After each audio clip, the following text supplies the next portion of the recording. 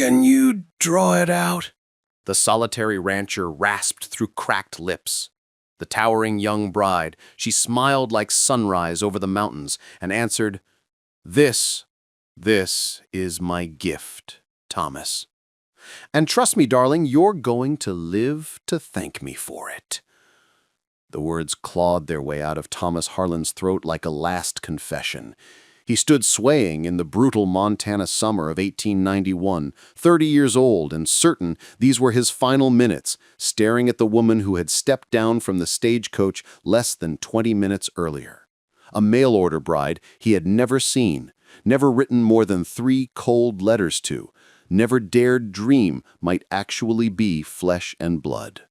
Elizabeth Grace Monroe.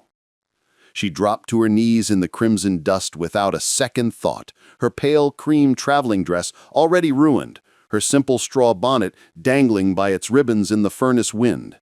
And she was looking at the 2 livid fang marks on his forearm like they were nothing more than a stubborn knot she intended to untie. The big prairie rattler had struck while he was alone, stringing new barbed wire along the dry creek bed. It had been fast, faster than sin, 2 burning holes just above the wrist. The arm was already swollen tight like a drum, purple-black veins spidering outward. The poison was a living flame racing for his heart. Nearest doctor was 3 hard days away in Billings, and no horse on earth could outrun what was inside him now. Thomas Harlan was a dead man walking. And this stranger, this towering, impossible woman who stood 6'3" in her stocking feet and had shoulders that could carry a side of beef without strain, was smiling at him like death was just a bad joke. "This is my gift," Elizabeth repeated, voice low and steady as distant thunder. "I was born for this moment, Thomas Harlan, and you're going to live." She took his trembling arm in both of her huge, gentle hands, hands that could snap a man's femur or cradle a newborn lamb with equal ease, and turned it palm up to the merciless sky. Her touch was so careful it broke something open inside him, something he had buried 4 years ago under a little pine cross on the hill with Emily and their stillborn son. He wanted to yank away, wanted to stumble backward and die alone like he deserved. Because if this woman saved him, he would drown in debt to her. And Thomas Harlan had nothing left to pay with. Not money, not hope, certainly not the blackened cinder where his heart used to be.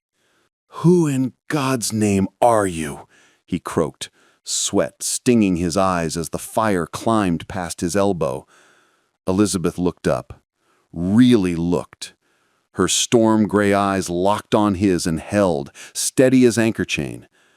"I'm the only daughter of Colonel Dr. Jeremiah Monroe, U.S. Army. I grew up in tents and adobe hospitals from Fort Abraham Lincoln to Fort Elliott. I've pulled arrows out of Cheyenne warriors, sewn up buffalo hunters gut-shot by their own rifles, delivered babies in blizzards, and drawn more rattlesnake venom than most men have drunk whiskey.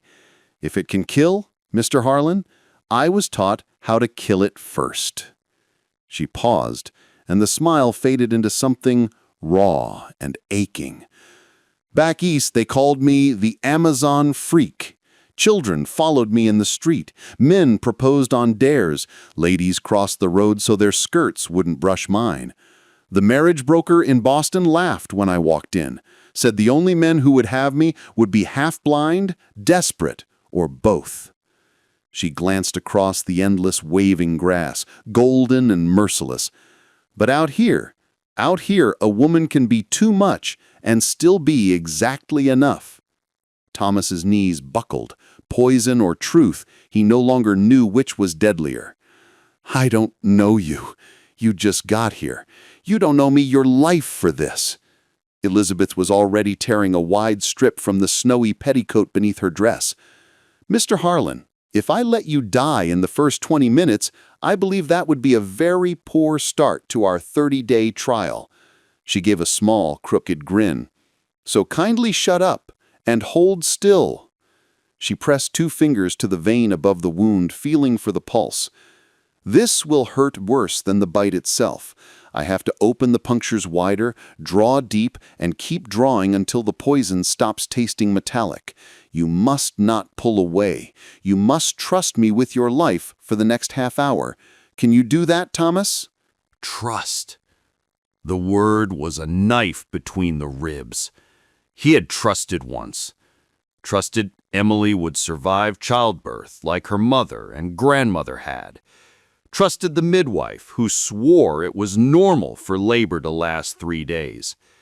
Trusted God wouldn't take a 23-year-old girl and her tiny son in one blood-soaked night while he pounded useless fists against the cabin door.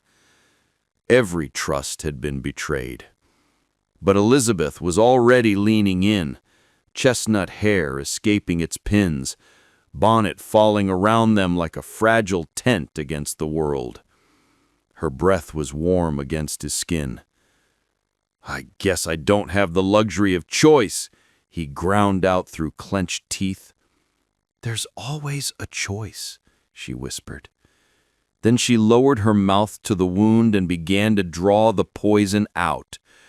The pain was immediate, blinding, apocalyptic. Thomas roared, his good hand clamping onto her shoulder hard enough to bruise. She never moved, never faltered. Draw, spit crimson into the dust. Draw again, spit, draw. A sacred, savage rhythm, older than medicine itself.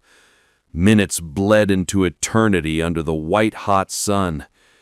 He watched her through a haze of agony and wonder. What kind of woman knelt in her wedding dress in the dirt and put her mouth on death for a stranger? What kind of miracle had the stagecoach delivered to his forgotten ranch? Because Elizabeth Grace Monroe was pulling more than venom from his veins.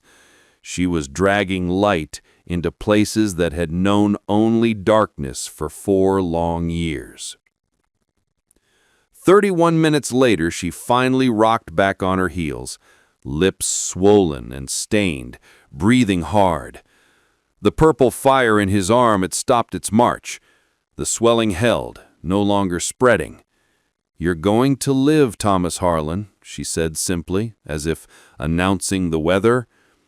Before he could answer, she slid one arm around his waist and lifted him to his feet like he was made of feathers. He, a grown man who could rope and throw a steer, felt weightless, cared for, almost childlike. It should have galled him. Instead, it felt like coming home. She half carried him to the shaded porch, disappeared inside the cabin, and returned with cool well water, clean rags, and a brown bottle of carbolic acid she must have found in under 10 seconds. "Drink." He drank. The water tasted like salvation. She knelt again, always kneeling, always trying to fold her too much body into something smaller, and began cleaning and binding the wound with the steady hands of a battlefield surgeon. "You saved my life," he said, voice rough. "I know," she replied matter-of-factly, eyes on her work. "That big bay stallion in the corral, Lightning, I saved him too, last Tuesday, while you were riding the North Range." His head snapped up. "You, what, when?" she said. "I heard him screaming from the barn, ran out, saw the bite high on his shoulder, fresh, did what needed doing. Didn't seem worth bothering you over. He's your bloodline, your future." Thomas felt the earth tilt beneath him. This woman had been here 8 full days. 8 days of silent meals across the table from a man who barely grunted good morning. 8 days of mending fences beside him from dawn to dusk without complaint. 8 days of sleeping in the cold spare room while he lay awake staring at the ceiling, nursing ghosts. He had built walls so thick he never noticed she had been quietly, competently saving everything he had left. He asked, "Why didn't you tell me?" Elizabeth tucked the final knot in the bandage and finally met his eyes. Because you weren't ready to see me yet, Thomas. You were looking straight at me every day and seeing Emily instead. The little cross under the cottonwood, fresh flowers every evening at sunset. I watch from the kitchen window while I scrub your pots. His breath left him in a rush. She continued softly, I'm not her. I know that. I'm too tall, too loud, too strong.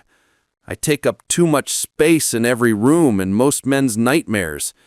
The agency in Boston said only a desperate man would have me, so I know what this is. Practical. Survival.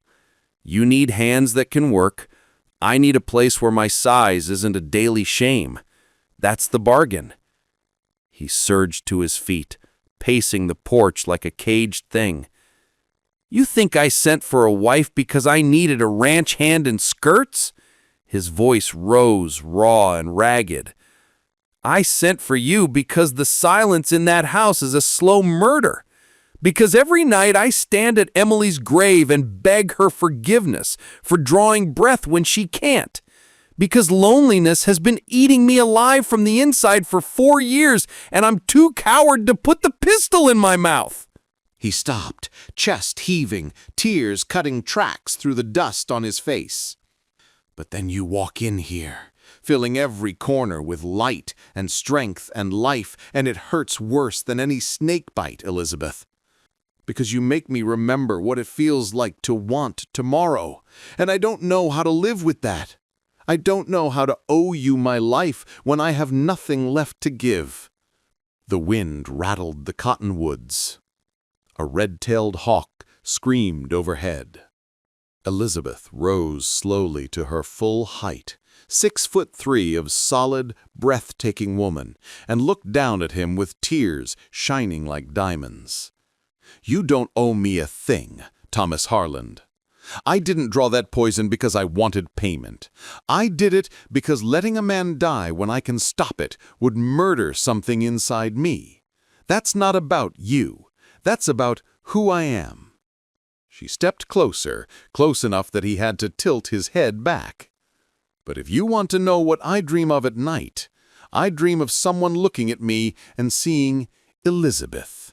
Not the giant, not the workhorse, not the convenient answer to loneliness, just Elizabeth, who can pull poison, birth foals, mend roofs in a thunderstorm, and still cry when the sky turns gold, because beauty hurts. I want to matter because I breathe, not because of what my hands can do. Tears, his first in 4 years, spilled hot down his cheeks. I see you, he whispered, voice breaking. God help me, Elizabeth Grace Monroe, I see you, and it terrifies me down to my boots. Her smile was small, sad, radiant. Good, because you terrify me too. She reached down, he reached up. Their hands met, his rough and scarred in her large, calloused palm, and locked like they had been carved for each other. Hey, beautiful souls, if this story is already wrecking you in the best way, pause right here, hit that like button, smash subscribe, and turn on the bell so you never miss another one. And please, drop a comment and tell me where in the world you're watching from tonight. Are you in Texas, Australia, the UK? Let me know. And click that hype button. Let's send this love viral. Distant thunder of hooves rolled across the prairie. A sleek black carriage crested the ridge, kicking up a rooster tail of dust, coming fast. Thomas's stomach dropped like stone. My mother-in-law, he muttered. Mrs. Eleanor Whitcomb. Elizabeth's grip tightened once, then released. The one who believes any new wife is dancing on Emily's grave? Storekeeper talks too much. She shrugged, but her eyes were steel. Eleanor Whitcomb stepped down from the carriage in a rustle of bombazine morning silk she had worn every day for 4 years. Silver hair scraped back so tight, her face looked permanently astonished. At 57, she had buried her only child and declared war on joy itself. Her gaze swept the porch, Thomas with his bandaged arm, then upward and upward to Elizabeth. "Good heavens!" she breathed, loud enough to carry across 3 counties. Elizabeth did not flinch. She stood tall and straight in her ruined dress, chin high, meeting the older woman's stare with quiet iron. "Eleanor," Thomas said evenly, "anything you came to say can be said in front of Elizabeth." "She is not your wife," Eleanor snapped. "You have 22 days left to come into your senses. My attorney is in the carriage. We can end this farce today and find you someone suitable, someone delicate, proper, someone who honors my daughter's memory instead of mocking it with this." The venom in the words would have killed a lesser woman. Elizabeth absorbed it like rain on rawhide. "Eleanor," she said gently, voice cutting clean through the hate, "I am heartbroken for your loss, truly. Losing a child is a pain no mother should endure. I am not here to replace Emily. No one could." "You're right," Eleanor spat. "No one could, least of all you." Elizabeth took one slow step forward. "You're angry, I understand. You look at me and see everything Emily wasn't. Tall where she was tiny, strong where she was fragile, alive where she is gone. And that feels like the cruelest joke the world could play." Her voice never wavered. "But I promise you, on my soul, ma'am, I'm not here to erase your daughter. I'm just 2 broken people trying to outrun drowning. That's all." Eleanor laughed, a sharp, splintered sound. "And you think waltzing in here after 1 week, playing frontier nurse?" "I should go," Elizabeth cut in softly, turning to Thomas with eyes ancient with sorrow. "I'll pack my valise and take the evening stage to Billings. No hard feelings. The arrangement is dissolved by mutual consent." She started past him toward the door. "Wait!" The cry tore from Eleanor's throat like it surprised even her. Tears, real tears, were suddenly pouring down the older woman's powdered cheeks. "Wait, please!" Eleanor was trembling. "I'm a bitter, venomous old woman. I know the things they say about me in town, that I've worn mourning so long I've forgotten how to live. And they're right. Emily was my sun, my moon, my everything. When she died, screaming in that bed, with her tiny baby already gone, something in me died too." She looked at Thomas with raw, bleeding grief. "I blamed you. I still do some nights. For bringing her out here. For getting her with child, for not saving her somehow. And watching you try to breathe again feels like losing her all over." Then she turned to Elizabeth, really seeing her for the first time. "You're kind," she choked. "I can see it plain as day. And I can see why he might—" She couldn't finish. Elizabeth crossed the porch in 3 long strides and pulled the sobbing woman into her arms. Eleanor Whitcomb, terror of 3 counties, collapsed against the giant bride's shoulder and wept like a child, while Elizabeth held her steady as an oak. Minutes stretched. The only sounds were broken sobs and the wind in the cottonwoods. Finally, Eleanor pulled back, handkerchief shredded, eyes red. "I may never be ready to watch you build a new life, but I refuse to lose what little I have left of my daughter because I'm too stubborn to let him live. Give it the full 30 days. I'll send the lawyer home." She paused at the steps, looked back. "Take care of that arm, Thomas Harlan. And whatever this is, whatever you two are starting, don't waste it. Emily would hate that most of all." The carriage rolled away, dust swirling like departing ghosts. Thomas and Elizabeth stood alone in the sudden quiet.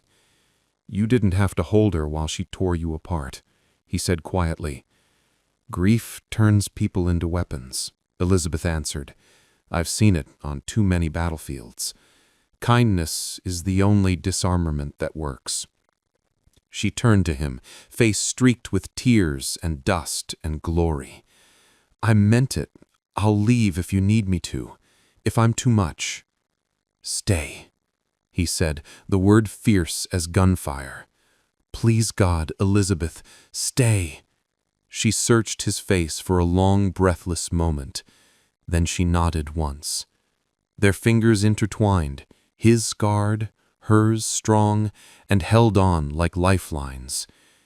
Hey again, family. If you're bawling your eyes out right now, do me a solid. Smash that like, hit subscribe, ring the bell, and tell me in the comments where you're watching from.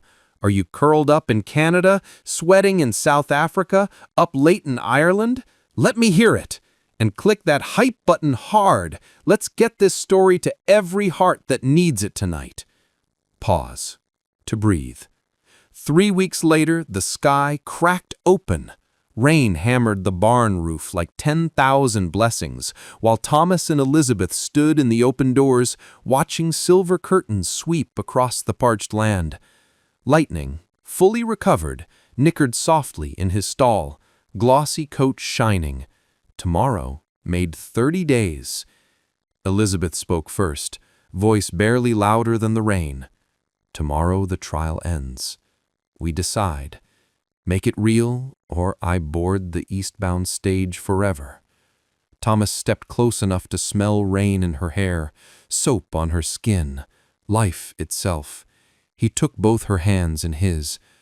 Elizabeth Grace Monroe, somewhere between you saving my horse, saving my life, and holding my mother-in-law while she cried, I fell in love with you. I don't know the exact minute. Maybe it was the first time you laughed at my terrible coffee. Maybe when you sang hymns while branding calves. Maybe right now. He dropped to one knee in the mud, not caring that his pants were ruined. I love you, not because you're strong, though Lord knows you are. Not because you fit some picture, because you shatter every picture I ever had. I love you because when you walk into a room, the world gets bigger and brighter and possible again. Marry me. Not for 30 days, not for convenience, forever. Be my wife, my partner, my heart. Please. Elizabeth's tears mixed with the rain. I fell in love with you the moment you tried to die politely rather than owe me anything. She laughed through sobs. I love you so much it scares me every single day. Yes, 1,000 times yes. He stood. She bent down. They kissed while the earth drank deep and the heavens sang hallelujah in sheets of silver. Two shattered people, perfectly, beautifully mismatched, choosing each other anyway. The solitary rancher and his towering bride. Because love isn't about fitting neatly. It's about making space. It's about seeing someone completely. Flaws, fears, too muchness and all, and saying, yes, you. Always you. 6 months later, the preacher came out from town. Elizabeth wore wildflowers braided into her hair and a simple calico dress she had sewn herself.